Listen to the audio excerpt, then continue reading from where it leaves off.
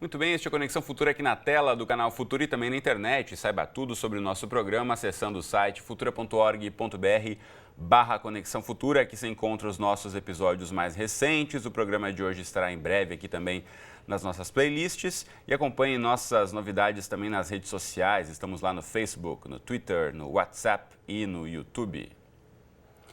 Bom, e um velho conhecido dos brasileiros ganhou as manchetes no último ano e não foi por bons motivos. O Aedes aegypti, popularmente chamado por mosquito da dengue, agora também é motivo de preocupação por causa do crescente número de pacientes com febre chikungunya e, mais recentemente ainda, Zika vírus. O combate ao mosquito vetor de tantas doenças é a única forma de evitar novos casos. E enquanto o problema não é controlado, aumentam, claro, as dúvidas sobre a possibilidade de transmissão do Zika vírus por transfusão de sangue e principalmente em relação ao nascimento de bebês com má formação do cérebro. Então, para esclarecer essas e outras tantas dúvidas, no programa de hoje, a gente recebe aqui no estúdio o Davis Ferreira, que está ao meu lado, é virologista do Instituto de Microbiologia da UFRJ. Bem-vindo, Davis. Tudo bem com você? Tudo bem, é um prazer estar aqui. Prazer é nosso em recebê-lo. E também conosco aqui no estúdio está o infectologista Celso Ramos, que é professor da UFRJ. Bem-vindo, Celso. Tudo bem? Muito bem. Bom, você em casa, como sempre, também é nosso convidado para acompanhar o nosso bate-papo, esclarecer as suas dúvidas. E já começo perguntando para vocês aí em relação ao aumento, primeiramente, da dengue, né? A gente viu aí de 2014 para 2015, de janeiro a novembro, aumento de 176% só de casos de dengue no Brasil. E a gente vê que a cada ano aí meio que muda um pouco, né? Os estados que têm acontecido mais casos. Primeiramente, como explicar isso? Vai migrando o estado para estado? Quem pode começar a responder, Davis? A gente tem que ver também que a gente não teve muito dengue no ano passado, né? Então, muitas vezes um aumento muito grande de porcentagem não reflete o número, mas nós estamos vendo um crescimento, né? Como você falou, dengue é um velho amigo nosso, ou inimigo nosso, né? Mas e essa relação da epidemiologia de dengue, né, muitas vezes é difícil entender porque esses arbovírus são multifatoriais. Tem o vetor, a concentração de vetor, que é o mosquito, tem a concentração de pessoas suscetíveis, pessoas que não têm proteção contra o vírus, e nós temos que ver quanto desses mosquitos circulando estão infectados. E se é dengue 1, se é dengue 2, 3 ou 4. Né? Então, isso é tão multifatorial. Toda vez que a gente tenta prever uma epidemia, a gente acaba errando. Então, é muito complexo. Mas nós temos visto, sim, um crescimento de dengue junto com esses outros problemas que a gente vai estar abordando aqui. Né? Então, Celso, eu queria que você replicasse em relação a isso. Né? Não só a dengue, infelizmente, agora o mosquito da dengue é mosquito da zika, da chikungunya também. Né? Mas tem duas coisas aí que eu queria acentuar. Primeiro, o Brasil é um continente. Então a gente vai falar aqui, de repente, sobre dengue em Singapura, como um exemplo, que é um país cujo território é menor do que o do município do Rio de Janeiro. E aí nós falamos de Brasil, que tem uma área de mais de 8 milhões de quilômetros quadrados. Então, o aumento, Davis tem toda a razão, esse ano a gente teve pouco dengue no Rio de Janeiro, mas pela primeira vez nós tivemos uma grande epidemia em São Paulo, que tem a maior concentração populacional do país. Então, uma epidemia que em São Paulo foi menor do que epidemias que nós tivemos no Rio de Janeiro, e eu não meço epidemia pelo número absoluto de casos, mas pelo número de casos em relação... Pelo tamanho da população de cada local. Exatamente, é lógico, entendeu?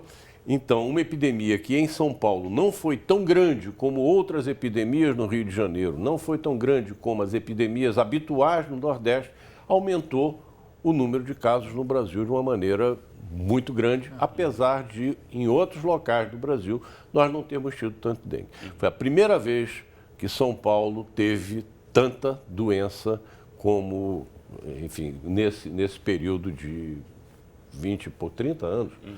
Dengue entrou no Brasil em 1981, 1982, a gente se esquece disso. A gente começa a considerar o que aconteceu no Rio de Janeiro em 86, 87, mas 5 anos antes já tinha havido uma epidemia em Roraima, mais precisamente em Rio Branco. Exatamente. Já que coisa interessante, São Paulo estava vivendo uma época de seca. né? Todo mundo tenta associar o Aedes aegypti mosquito à água, né? com chuva. Com chuva, mas poça esse d'água. mosquito, ele é muito urbanizado. O que as pessoas na seca fazem? Começam a acumular água. Né? E o mosquito, esse mosquito se aproveita realmente dos problemas da população bastante concentrada e desorganizadamente concentrada para a proliferação. Que é uma característica do mosquito, né? Vocês, especialistas, me corrijam se eu estiver errado, mas pelas informações que a gente coleta, normalmente ele se prolifera mais em ambientes urbanos, mais do que Aedes aegypti. Aedes aegypti, sim, em relação à transmissão dessas 3 doenças que a gente vai tentar falar um pouquinho mais aqui. Então, para a gente tentar combater... 4. Também tem a febre amarela. Febre amarela. Que no Brasil... Vamos lembrar a febre amarela, porque no Brasil não. No Brasil ela não existe sob forma urbana, não existia nas Américas sob forma urbana desde o final da década de 40, mas há uns 10, 8 anos atrás, houve febre amarela urbana no Paraguai. Então, nós temos bem vacinado daqui, né? nas nossas áreas enzoóticas, nas áreas em que há transmissão de febre amarela entre mosquitos que não são o Aedes aegypti, basicamente mosquitos hemagogos. É mais difícil você falar hemagogos e sabetes do que você falar Aedes, mas tudo bem. E macacos, principalmente macacos, embora outros animais possam estar envolvidos, e o homem entra, de repente, nisso, daí se infecta. Então, os casos humanos são esporádicos, mas esses casos humanos esporádicos podem eventualmente desencadear, gerar uma epidemia urbana. O Brasil, há algum tempo, vem vacinando a população nessas áreas enzoóticas. Então, a possibilidade de acontecer aqui o que aconteceu no Paraguai é pequena. Até mesmo quem vai para essas regiões também tem que tomar a vacina, né? Quem vai para a Amazônia, por exemplo. Deve. Né? Tem não, porque você não é obrigado a apresentar certificado. Ou deveria, né? Deve, exatamente. Tá? Deve. E se a gente tiver uma epidemia de febre amarela, que, em geral, o Davis pode me contradizer aí numa das coisas que eu vou falar. As epidemias de febre amarela, em geral, a gente tem conhecimento muito mais histórico, mas elas são menos explosivas do que a do dengue. Tá? Em parte pelo fato de que a viremia na doença dengue é maior, mais alta. Então, o mosquito se infecta com muito mais facilidade. Então, você termina tendo uma proporção de mosquitos infectados maior nas epidemias de dengue e de febre amarela, você começa a ter uma proporção de mosquitos com uma carga viral maior, portanto, maior facilidade de transmissão. E isso explica, em parte, essa dificuldade dinâmica que o David comentou. Então, você tem, por exemplo, nós estávamos esperando, eu estava esperando chikungunya no Rio de Janeiro, começou antes. Começou antes. Chikungunya não está circulando no Rio de Janeiro agora. Não estamos talvez, falando do momento atual. Mas uma questão importante, o pessoal em casa com certeza se pergunta, né? A dengue a gente já tem acompanhado aí, né, os esforços, supostamente, de tentar combater o mosquito ao longo das últimas décadas para acabar com dengue, não conseguimos, mas, enfim, 2014 começou a se falar em chikungunya, 2015 em zika. Da onde vem, né, esses novos vírus, essas novas doenças que vêm aí pelo mesmo mosquito, vetor, transmissão pelo mesmo mosquito, a gente não conseguiu acabar com o mosquito e vão se multiplicando as doenças. Para o cidadão comum entender de onde vem zika e chikungunya, Davis? Olha, zika e chikungunya vem da África, né? Eles têm o nome da região, tem a floresta chamada Zika, né, que foi isolada pela primeira vez em 1947, né? E chikungunya do começo da década de 50 também. Então, são velhos conhecidos, pelo menos dos virologistas, as pessoas são Quem conhecidos. Quem estuda infectologia e vírus já conhecia. Agora, é muito importante a gente entender que com a globalização, hoje, uma pessoa pode ser infectado na África num dia e 3 dias depois já está em qualquer lugar do planeta e começar a ter uma viremia, que é a presença de vírus no sangue, que é quando ela se torna infecciosa para o mosquito. Porque o mosquito precisa picar uma pessoa com vírus circulando para ser infectado. E aí demora esse período para o vírus começar a estar E a pessoa tem um período de incubação que a pessoa não sente que não tem viremia suficiente, isso depende de vírus para vírus, né? Então, mas eu posso estar na África hoje, amanhã eu estou no Brasil e está infectado, né? E conforme a gente vai aumentando a velocidade de viagens e a gente tem esses eventos mundiais no Brasil, né? A gente tem aí Jornada da Juventude, Copa do Mundo, Olimpíadas e tudo, a gente vai aumentando a chance disso acontecer, porque nós estamos trazendo pessoas de fora, né? Eu olho muito como tráfico de micro-organismos, né? Cada indivíduo que vem, ele traz os seus... do ponto de vista do cientista, né? Cada Normalmente pessoa as pessoas que viajam, entra com seus micro-organismos, mas esses vírus, então, a gente sabe, por exemplo, no caso do chikungunya, uma mutação no vírus facilitou a transmissão por um outro vetor, que é o Aedes albopictus, que nós temos no Brasil também, que é um outro mosquito, que facilitou a disseminação dele pela África e invadiu a Europa, enfim, chegou aqui. Chikungunya, como o Dr. Celso falou, ele sempre causou epidemias explosivas. E a gente esperava que teria uma epidemia aqui no Brasil também, por alguma razão, né, desses fatores que a gente não conhece. Mas é um perigo, nós temos que ficar alertas também para a chikungunya. Né? O fato concreto é o seguinte, essas 3 doenças, incluindo o dengue, são doenças que nós chamamos de doenças emergentes. São doenças que estão surgindo ou que estão aumentando. Eu me formei em 1971.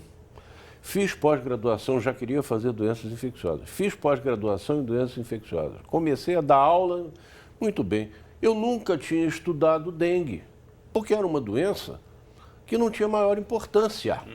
Não era limitada, era uma doença tida como benigna, como Zika. Tá? A gravidade do dengue foi aumentando com o tempo. Há uma coisa que não contraria propriamente a teoria darwiniana, mas a gente admite que, na teoria de seleção natural, à medida que as pessoas vão se infectando por um micro-organismo, a tendência é que esse micro-organismo perca a virulência. Na verdade, com essas doenças virais, provavelmente ocorre o contrário. Como o mosquito depende de uma viremia grande, uma grande quantidade de vírus no sangue, e com a doença é causada pela quantidade de vírus, a seleção natural está levando a escolha, digamos assim, de cepas com um potencial cada vez mais virulento. É uma coisa perversa, mas é da vida. Então, o combate a esse mosquito fica ainda mais difícil, né? E tem muitos outros vírus de onde vieram esses. Mas não tem a menor dúvida. Com mosquito ou sem mosquito. Entende? Veja, há algum tempo, eu peguei, recentemente, quando começou esse negócio, minha primeira coisa, peguei um livro clássico de doenças infecciosas, em 2 volumes, mais ou menos, dessa grossura, só que eu tenho a penúltima edição. E fui procurar a Zika. Não tinha, nem no índice. Tinha, se eu não me engano, uma referência numa única tabela. Mesmo para os pesquisadores ainda é uma novidade. Dizendo que tinha sido isolado em Uganda em 1947. E parava aí, não dizia mais nada. Em relação ao mesmo também, a gente tem acompanhado as notícias, cada semana aparece alguma nova especulação e aí causa muitas dúvidas. Primeiramente, a questão da relação que o Ministério da Saúde já confirmou, né, de relação de Zika com bebês com uma formação de cérebro. Aí tem uma série de outras hipóteses em relação à transfusão de sangue que pode passar Zika ou através do sêmen. Isso tudo está em que nível até o momento de estudos e confirmação dessas hipóteses? De outras formas de transmissão, além do mosquito deles? Deixa o David responder primeiro. Bom, o que a gente tem de concreto, por exemplo, transmissão através do sêmen foi documentado. Né? Foi documentado transmissão sexual, mas não que seja a principal forma de infecção desse vírus, porque a pessoa que se protege contra qualquer outra doença sexualmente transmissível estará se protegendo. Mas foi documentado uma vez de um pesquisador que foi na África, depois ele voltou, foi para os Estados Unidos, e lá ele teve relação com a esposa contraiu Zika, né? Um local que não tinha mosquito, não tinha histórico e ela não viajou, tá? Ponto. Agora, saliva, leite materno, tem se encontrado vírus, mas a gente encontrar o vírus não quer dizer que essa é uma fonte importante de transmissão também. Né? Existem muitas perguntas para serem respondidas, né? Por exemplo, a saliva, a gente sabe, por exemplo, encontra-se muito vírus em urina também, Zika vírus, que a gente tem visto como fonte de diagnóstico. Mas é muito duvidoso que um vírus na urina com pH ácido seja infeccioso. Será que o leite materno ele sendo ingerido, esse vírus ele subsiste ao suco gástrico, é muito improvável também. Então tem algumas perguntas. Só tentando explicar para quem está acompanhando, em caso, supostamente não se sabe se a mãe passar o leite para a criança, se a criança, ao digerir esse leite, não estaria combatendo o vírus. Claro, então não sei. Aí é outra dúvida. Não, ou se algumas pessoas têm falado em parar a amamentação, se a mulher tem zika, eu acho que a gente está muito longe disso. As consequências de se aconselhar não amamentar são bem maiores do que um risco de transmissão com zika. Não tenho dúvida. E, na verdade, do ponto de vista epidemiológico, não estou falando do ponto de vista individual, estou falando do ponto de vista populacional. Nada disso tem importância. Quando você tem a Aedes aegypti no circuito, nada disso tem importância.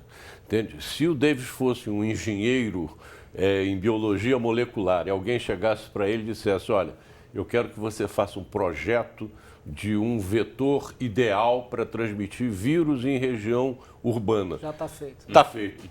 Pega um Aedes aegypti. Não vai mudar. Não tem como resolver. Não tem nada melhor. Esse mosquitinho aí já tem não todo esse poder. Não existe nada melhor do que o Aedes aegypti para isso.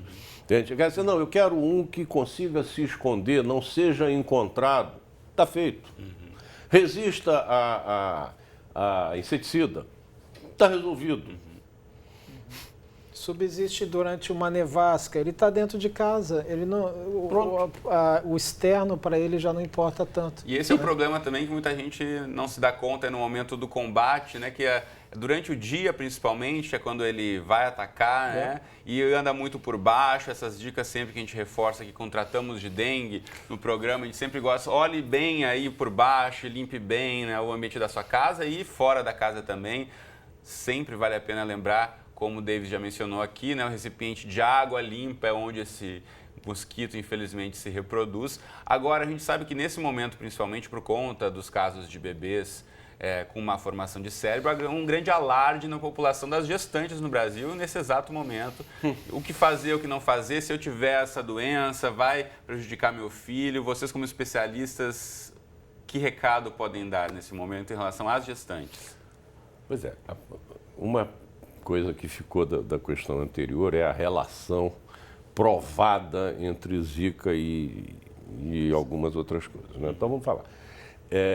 Voltar um pouquinho para trás, se você me permitir, Cristiano. Síndrome de Guillain-Barré não é causada diretamente pelo vírus. Síndrome de Guillain-Barré é causada por uma série, ou provocada, melhor seria o termo, por uma série de outras condições, infecções bacterianas. E em muitos casos a gente não consegue saber o que causa, mas basicamente é uma resposta exagerada do organismo a algum agente que faz com que anticorpos deste próprio organismo ataquem a bainha dos nervos, que envolve os nervos e cause a doença em si. Ponto. Isto é uma coisa. Então, isso pode estar associado à infecção por Zika, sim, mas não é causado pelo Zika. Bom, em relação à microcefalia, eu não tenho muita dúvida de que o Zika esteja envolvido. Agora, a famosa comprovação do Ministério da Saúde, tal e coisa, que o Pedro Vasconcelos isolou em Belém do Pará, ele isolou de um feto. Isso só comprova uma coisa, que o feto pode estar infectado. Isto não garante que o Zika, sozinho, seja capaz de produzir aquilo. Nós não temos certeza disso, absoluta. Eu não tenho dúvida que está envolvido, está entendendo? Quer dizer, mas pode não ser a única causa. Mas muito provavelmente não é a única causa. Recentemente, o David provavelmente conhece vírus, quer dizer, conhece vírus muito mais do que eu, não é isso que eu quero falar, mas conhece Zika mais do que eu, entende? Porque não era nem nota de pé de página. Entende? Eu acompanho, existem vários boletins que são enviados enquanto a Justiça Brasileira, nós estamos falando da época de bloqueio do WhatsApp, enquanto a Justiça Brasileira não resolveu bloquear esses boletins de notícias, a gente recebe diariamente diversos, informando epidemia aqui, epidemia ali. Então, Zika não era uma preocupação. Era uma coisa curiosa para nós cariocas, porque a gente associava à esposa e companheira do Cartola. Tá? Ponto. Dona Zika, né? Então, Mas eu tenho um capítulo de um livro, quer dizer, li um capítulo de um livro sobre vírus neurotrópicos, vírus que atacam o sistema nervoso, e o Zika está citado especificamente como um vírus que não era neurotrópico. Não causava doença do sistema nervoso central. Então, o que está, qual é a coisa em volta? Eu não sei. Isto é uma coatividade do vírus com chikungunya, que é reconhecido como neurotrópico? Eu não sei. Ainda vai ser descoberto, a gente espera que em breve aí para de repente até uma política pública em relação à prevenção. Agora, muitas dúvidas também em relação às gestantes. Em alguma fase da gestação, elas estão mais suscetíveis a, se ficarem doentes de Zika, terem mais má formação do feto ou alguma outra complicação, Davis? Olha, talvez o Dr. Celso possa falar melhor. Geralmente, o que a gente sabe de vírus que são teratogênicos ou que causam malformações, geralmente o primeiro trimestre de gravidez é mais importante, que é a parte onde isso está tudo se formando, né? O que a gente tem visto é que conforme, não quer dizer que se a gestante seja infectada mais tarde na gravidez, que não vai causar problemas, mas os principais problemas são geralmente durante o primeiro trimestre de gravidez, né? A infecção. Mas essa relação, ela ainda está, ou seja, eu também concordo que existe uma relação, mas existem muitas perguntas a serem respondidas ainda. Né? E tem muita gente atrás dessas respostas. Né? E a gente espera que em breve, porque nós estamos vivenciando no Brasil a maior epidemia de Zika já registrada na história. A gente teve na Polinésia Francesa, que é 40 mil casos, se eu não me engano, né? E a gente aqui no Brasil... E a Polinésia também é um território muito menor, né? Uma ilha no meio do Pacífico. Então, nós estamos aí com um país do tamanho do Brasil, uma estimativa bem maior, e agora a gente está aprendendo. O mundo está de olho no Brasil, os pesquisadores estão trabalhando para isso e vamos ver se a gente consegue responder essas perguntas o mais rápido possível. Porque, veja, Zika circula de maneira endêmica, quer dizer, sem produzir epidemia, há muito tempo na África. E não há conhecimento que nesses locais haja uma taxa maior de microcefalia. Pode ser.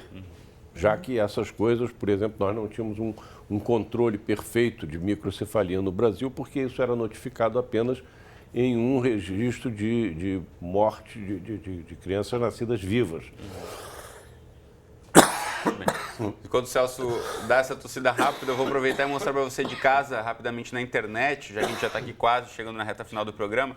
Tem várias informações, já que a gente falou que tem muitas dúvidas e perguntas e poucas respostas ainda, mas o Ministério da Saúde tem um site, esse aqui é o Portal Geral, você clica aqui em cima, já tem esses especiais sobre microcefalia e Zika, dengue, chikungunya e Zika, e você pode clicar aqui e ver perguntas e respostas que vão sendo atualizadas ao passo em que, de fato, as confirmações sobre tantas dúvidas dessas doenças vão surgindo. E aqui também tem um especial que você pode ver como a campanha tem batido nessa tecla aí de que você, cada dia da semana, de repente distribuir os cuidados de limpeza e de higiene aí na sua casa e tudo mais, você pode estar aí tentando evitar com que esse mosquito se prolifere ainda mais. A gente tem um minutinho rápido, eu queria só ouvir uma conclusão de vocês, de repente um recado aí para quem está tão em casa nesse verão aí aflito de, apesar do calor, ter que botar repelente, botar manga comprida e calça para não pegarmos uma doença como essa transmitida pelo mosquito. Os especialistas vão responder agora. Eu quero falar duas coisas em relação a isso. Celso.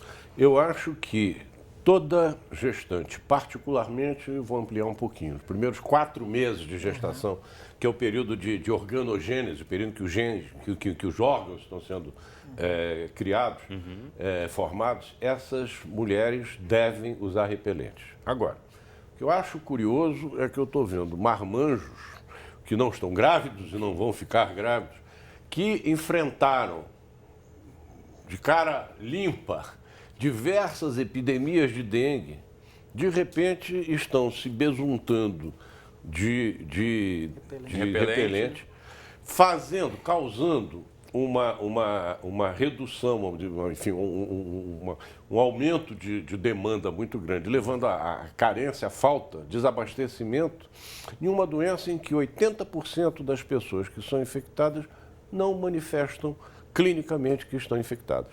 Ou seja, as pessoas, por conta da microcefalia em gestantes, as pessoas estão se defendendo de algo que é muito menos importante do que outras doenças que nós temos aqui. Ou de um risco que não correm tanto, né? Ou seja, né, a gente sabe que as prateleiras de farmácias e mercados estão com problemas aí em relação ao abastecimento dos repelentes. Então, de repente, comprar um pouco menos e deixar para quem de fato precisa. Pode ser um recado. Eu espero ter sido entendido. Eu não acho que as pessoas devam ter zika, entende? Procurem se expor ao vírus. Não é isso. Mas eu acho que nós estamos enfrentando um pânico, entende? Que está muito além da dimensão real do problema. Beleza. David, rapidinho para a gente encerrar. Só enfatizar que a gente tem aqui, pelo menos aqui no Rio de Janeiro, a campanha Rio contra a dengue. Agora a gente está na campanha verdadeira, que é Rio contra a Aedes aegypti. Né? E tem que ser... não existe medicamento ou vacina. A única coisa efetiva que a gente pode fazer hoje é lutar contra o mosquito, enquanto as respostas para essas perguntas vão chegando. Beleza, então. A gente espera aí ter contribuído para você de casa ficar um pouco mais informado e menos pânico, mais ação contra esse mosquito danado aí. Bom, Celso e Davis, muito obrigado pela presença, um prazer conversar com vocês. Você de casa, obrigado pela companhia, então fique ligado, conexão aqui na tela do Futuro de segunda a sexta ou qualquer hora do dia e da noite. A gente se encontra lá no nosso site, endereço aqui embaixo. Um abraço e até a próxima.